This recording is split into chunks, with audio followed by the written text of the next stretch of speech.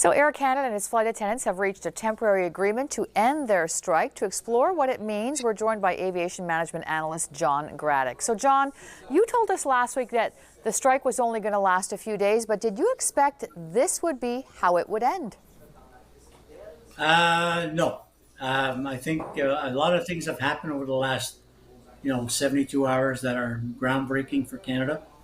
We've had a referral to the CIRB and a request for binding arbitration and a back-to-work order, which was ignored by the union, and having a significant amount of support for that action by the union to disregard a back-to-work order, unprecedented, and Air Canada being told to get back to the negotiating table and hammer this one out.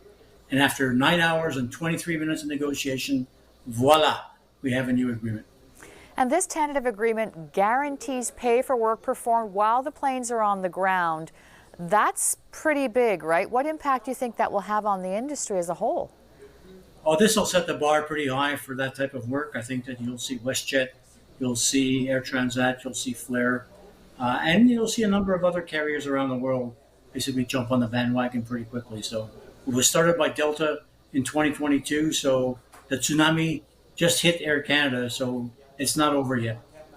Do you think Air Canada made an error, John, by locking out its employees?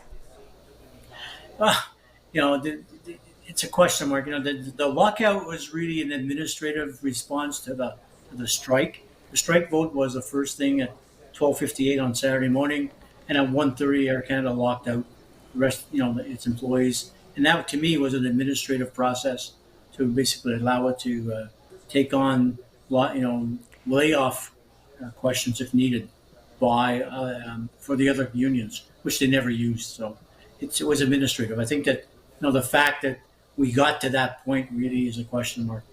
And what about the federal government making the move to order flight attendants back to work? What do you think that resulted in? Was that a mistake?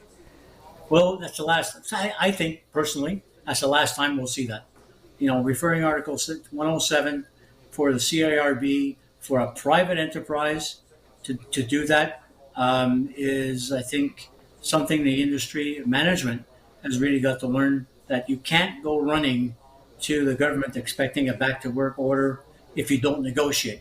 And Air Canada was very, very open and says, we're not negotiating because we know we're going to go for 107 and we'll get the back-to-work order in place. So that, to me, was just an example of the attitude Air Canada was facing. And we had other managers saying, we're not going to go back to the negotiating table until the flight attendants come back to work.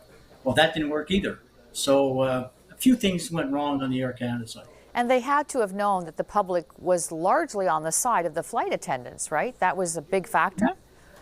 Yeah, but the union did a master class in the labor relations and labor negotiations. Did an amazing job.